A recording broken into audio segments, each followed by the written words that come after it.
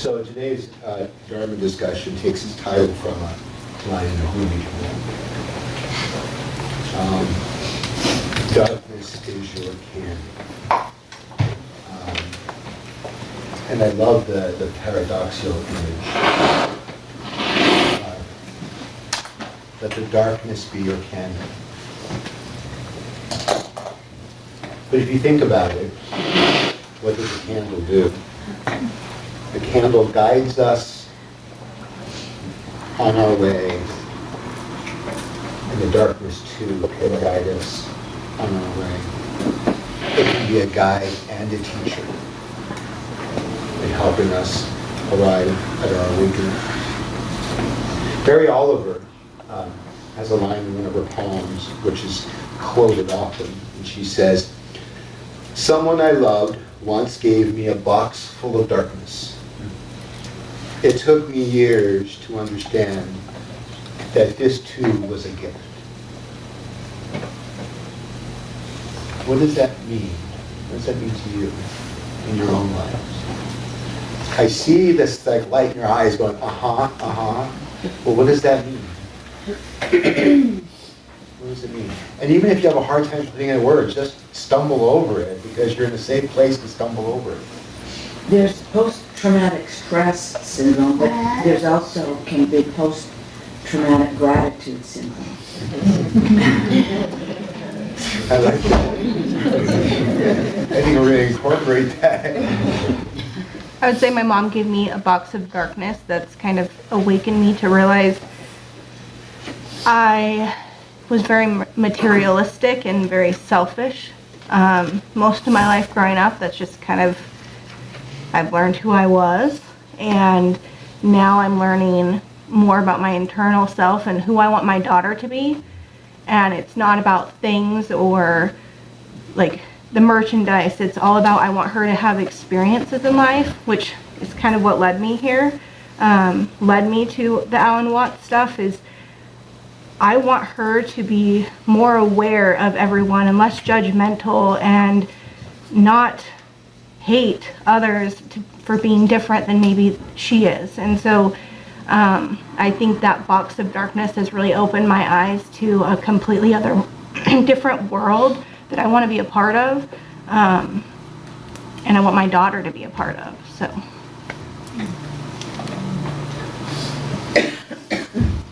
I just think, like, when I hear that, without darkness, there wouldn't be light, you know? And so, like, I think it's easier to be grateful for the stuff we have when you've come back from something, you know? It's easier to realize how lucky you are to have it if you haven't had it.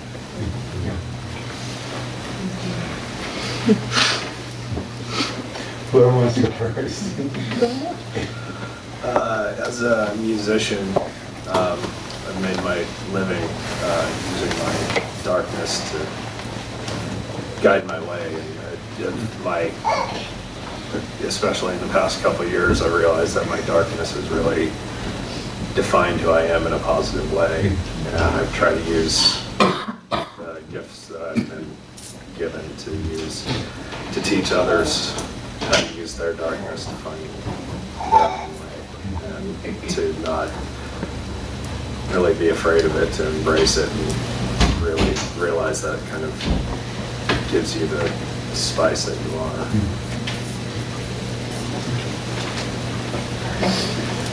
I was just going to say, any profound lesson I have ever learned in my life has always come out of suffering.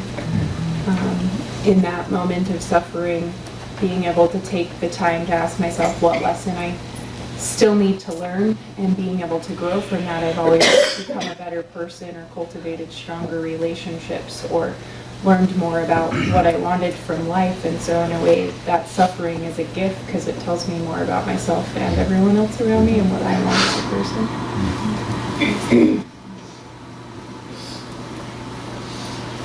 My name is Joyce,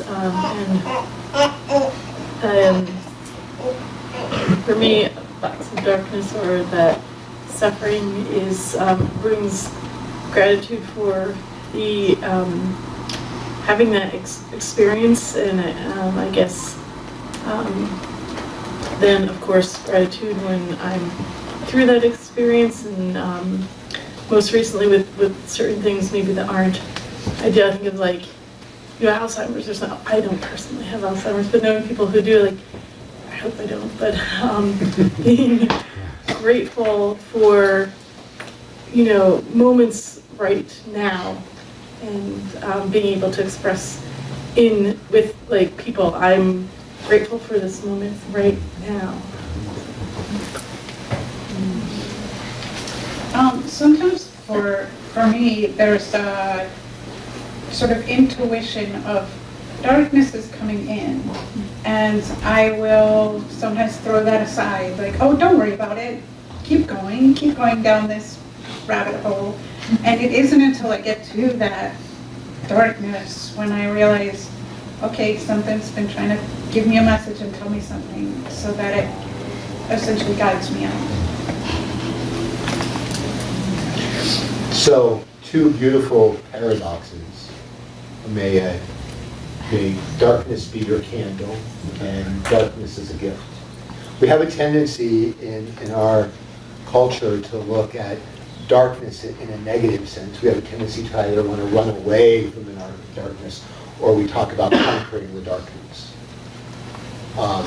And many of you may know of Carl Jung and the idea of the shadow self.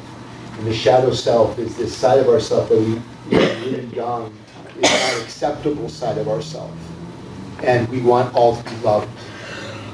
All of us want to be loved and accepted, and we carry that with us until we're 80.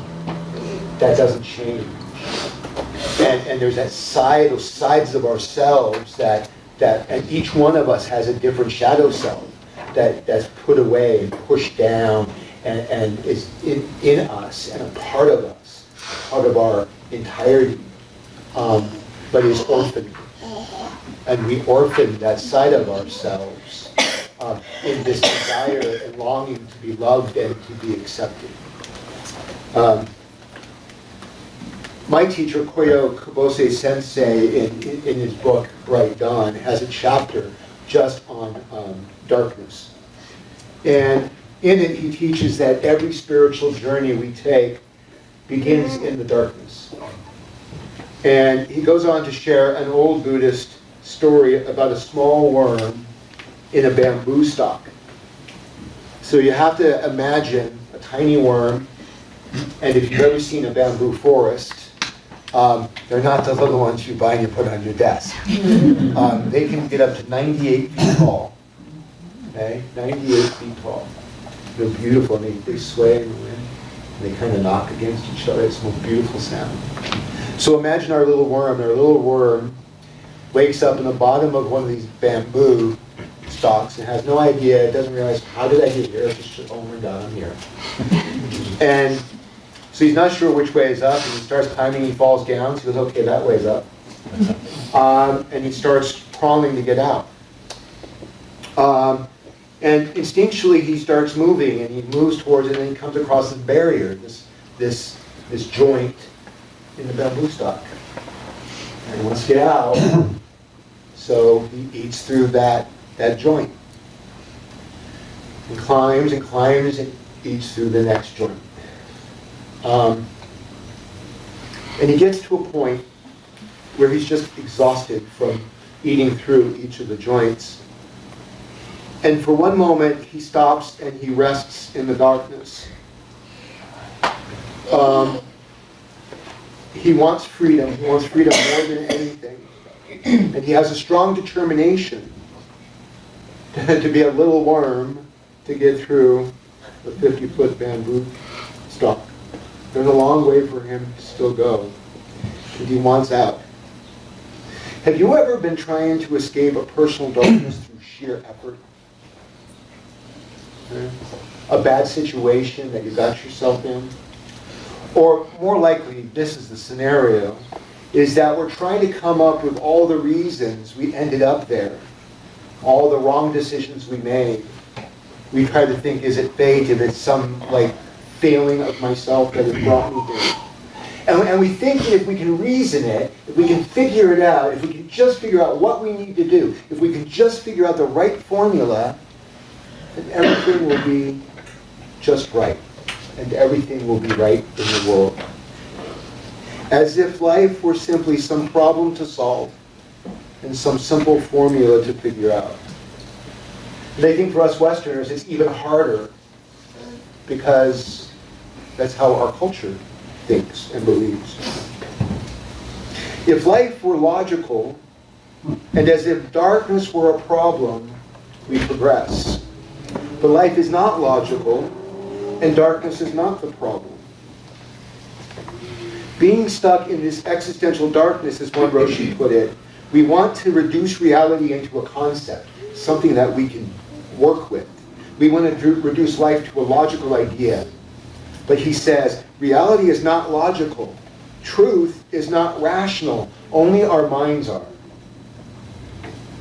Reality is when we get past conceptual thinking and engage with the reality of life.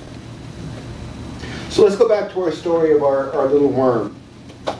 Our worm is resting in the dark, and in the stillness, he noticed a tiny light coming through a crack in the side of the stalk. That's his way outside. Our worm sees the way to freedom, literally sees the light, only when he ceases effort and sits in the dark, aware and open, who rests in the dark and is not actively trying to escape it. I found this quote from Colin Moore: "The darker it gets, the more brightly the light shines." Have any of you seen the images that have been going around lately of major cities with the light pollution taken away? Okay? You can see the Milky Way above the San Francisco Bay or above New York City. And you wonder why we've lost the sense of awe. We've lost the sense of awe because it's been washed out by all the light. In the darkness, we can recapture awe. But even this brightly shining light can go unnoticed if we're frantically trying to escape the darkness instead of learning and growing within it. We all have a tendency to avoid the dark. For some of us, even as adults, we are afraid of the dark. Not the dark that can be tamed by electronic illumination, but the wild and unknown places and parts of ourselves. Working on this talk, I came across a great essay by a Reverend Kineri Basis, and he is part of the Berkeley Poet Priority, a really interesting group outside of Berkeley. And in his essay, he talks about the challenges we face in spiritual practice when we spend too much time talking about light, talking about love, and compassion, and forget to talk about the dark as a teacher. Let me paraphrase and quote from some of it because it's really good. First part. Everything is wonderful. Everything is love. I love everyone. Yet this would be self-deception unless we are willing to see the boundless light and compassion in the darkness as well. Jung taught something similar when he wrote, "One does not become enlightened by imagining figures of light, but by making the darkness conscious." One does not become enlightened by imagining figures of light, but by making the darkness conscious. Again, back to Reverend Basis. Buddhism teaches that it is by facing and dealing with darkness that we can fully realize that there is nothing to fear within life and death.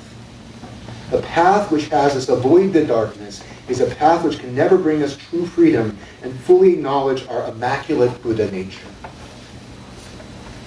The key to our practice is to see both the darkness and the light, and to understand that one does not stand against the other. They are both our teachers. So if we think of our small world, we bring our whole selves out into the light. Jung goes on to say, how can I be substantial if I don't cast a shadow? I must have a dark side also if I am to be whole. And yet how many of us go through our lives denying half of ourselves? Koyo Kubose Sensei loves the poem and shares the poem.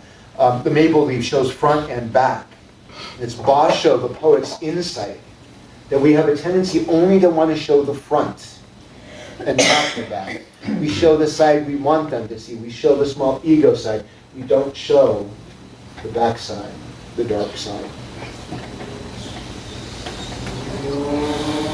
Koyo Kubose Sensei goes on to say that realizing the darkness within oneself is the beginning of one's enlightenment. What do you think that means? What do you think that means? Realizing the darkness within oneself is the beginning of one's enlightenment. In my experience, I'm pretty good at teaching people. I'm pretty good at learning things, so I like to try to look at things in a different way. So when it comes to the darkness, I think of those things that I didn't know before, and that's that darkness for me. It's something I didn't know, and now it's the knowledge I see the bigger picture.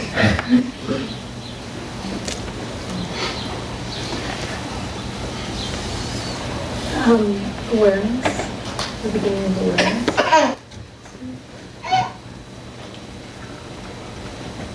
Self-peace. I mean, Yeah. once you find the skeletons in your closet and you deal with them, you're going to have peace within yourself. So that's where you're going to get, the darkness is going to turn into that light when you have that peace. When I think about darkness and darkness being a box, all of us in humanity are born in darkness. We come out of, we're in the womb, we're in darkness, we come out to light. Throughout our lives, we long for love. But what we see is a lot of darkness, we see a lot of pain, children cry a lot.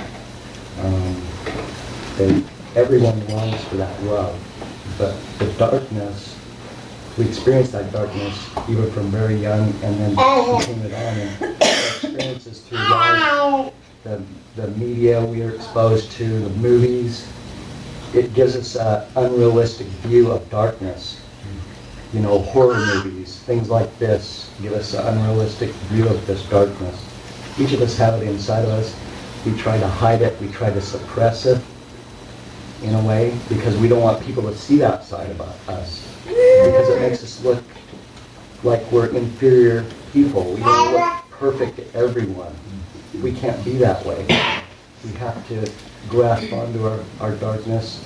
We need to realize what our darknesses are, try to learn from them, try to grow from them, and it's part of us. It's like you said, we have both sides. We don't need to suppress that. We don't need to hide it in the dark. And I think that the challenge we face is that we deny the darkness within us. Mm-hmm. The darkness that is our teacher, the darkness that is not dark. That stuff we put in because we were told it wasn't loved. So it's a reconciliation of ourselves to ourselves. But it's also our capacity to be evil or dark or hurtful. We think that somehow we're different. We think that we don't have it within our capacity to be dark as anyone. I was listening to a talk the other day about a man whose brother was murdered. The mother was murdered in her house by some young man who had gone in there to rip off the house, and she surprised him. And as a reaction, he hit her over the head and she died. And he was talking about going back to his mother's place and what he was thinking and all the things he wanted to do to this young man, all the horrible things he wanted to do to hurt this young man. And then he had a moment of realization that he was darker than the young man who killed his mother, because the simple thing he did was react in a bad situation. And he, for hours, was thinking of all the harm and injury he could bring to this person. And his realization, his awareness of the darkness within himself was liberating for him and allowed him to feel more compassion. We always put the enemy to be so much different than ourselves, and sometimes maybe we push so hard against the enemy, not because they're not like us, but because they're more like us than we want to admit. I remember as a Christian thinking, I don't want to be judged at some point by somebody who's perfect. Can't, you know? I want somebody who's had, you know, some experience to be my judge. So this might be kind of an example. I was on my way from here, so excited, it's Sunday morning, it's sundown, and as I'm backing out of my driveway, I see in my rear view mirror a woman running behind a car, and I hit my brakes, and I'm thinking, that is the dumbest thing, who runs behind a car that's backing up? And so I head down the street, and it hits me. It's that I felt that was part of my dark response, because it hit me. I thought, oh my gosh, she must be terrified. What is she thinking? What is she feeling? So I hurried home. An older woman, but she was booking it. She was almost to the end of the street, and I ran and I caught up to her and I said, I just want to make sure you're okay and apologize. And I'm sure she was probably thinking, what an idiot, almost ran over me. And I'm like, oh my God. And I felt it was a change of attitude, a perspective that made it from dark to light for me. So it's interesting that we know this, we acknowledge this, yet we have a hard time really doing the work. We have a hard time. We spend so much time avoiding the work. We can call it denial. We do that. And we think we give up fantasy in childhood, but we don't. It's called rationalization when you're an adult. So rationalization is a way not to have to look inside. It's a way to justify where we're at without having to be reflective, to go into the center, to walk into the dark. Kubose Sensei goes on and he says, it's not so much that we hide these qualities from others, but that we're not fully aware of them ourselves. Spirituality requires the prerequisite of introspection and our need to look carefully and honestly and examine our own basic ignorance that creates anger and disharmony and other aspects of ourselves that we need to see clearly. Looking within is the key, it's the journey, and it's the journey that begins in ourselves. Reverend Kinrei Basis goes on to say, most people do not know themselves and are afraid of the darkness they may find as they look into the depths of their own heart. What we reject within, you will not want to see within another. And what you cannot love within yourself, it will almost be impossible to love in another.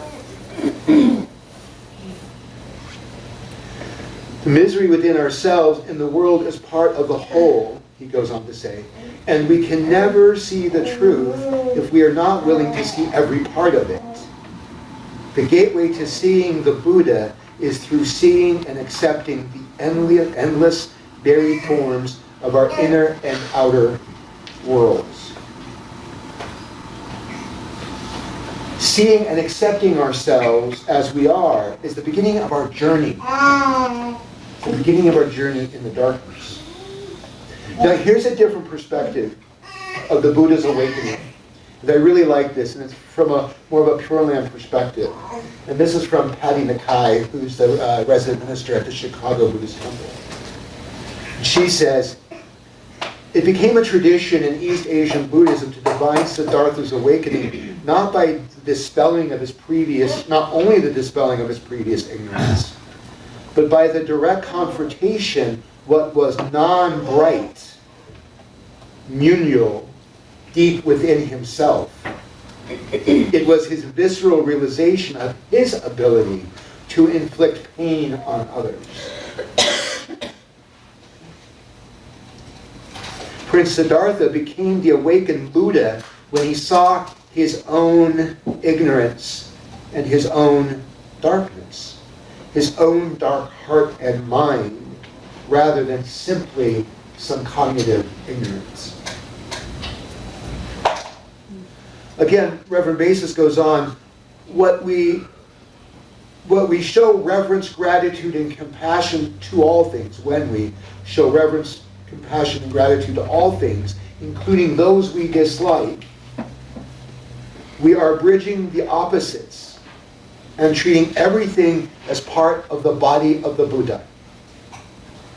It's not enough to say boundless light exists. We must treat the darkness as if we are experiencing the boundless light within it. And then the opposites can become one. Most people want to experience Buddha nature not without making the effort. But it's precisely this willingness that clears our vision to what we can experience, the ever-present radiance of the boundless.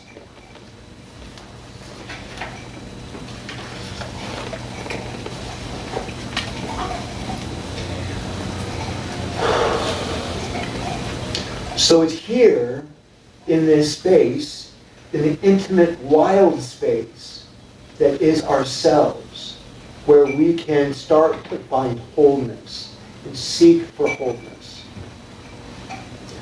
We're taught by the small ego self that out in the dark are monsters, dragons, deep cliffs that we're going to fall off of.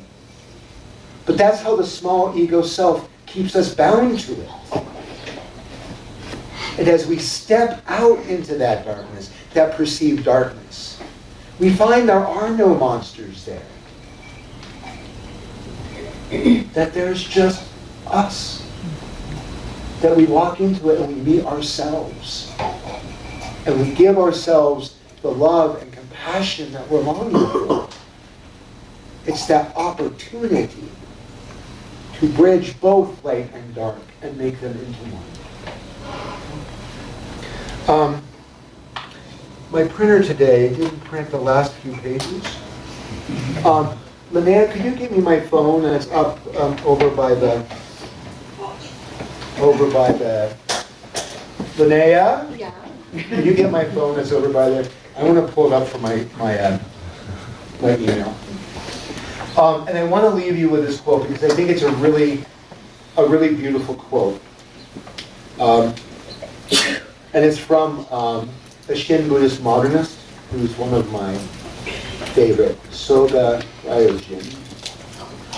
And he's talking about our spiritual life.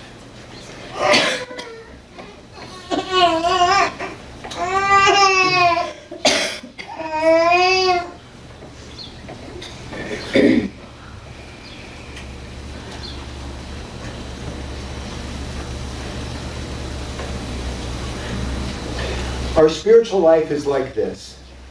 It is like the branches of a tree.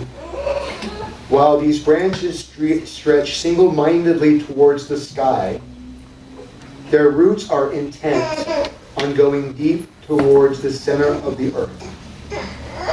Thus, the fact that the roots of the plant enter into darkness in search of a sure foothold, while the branches reach up into the sky in their yearning for the light.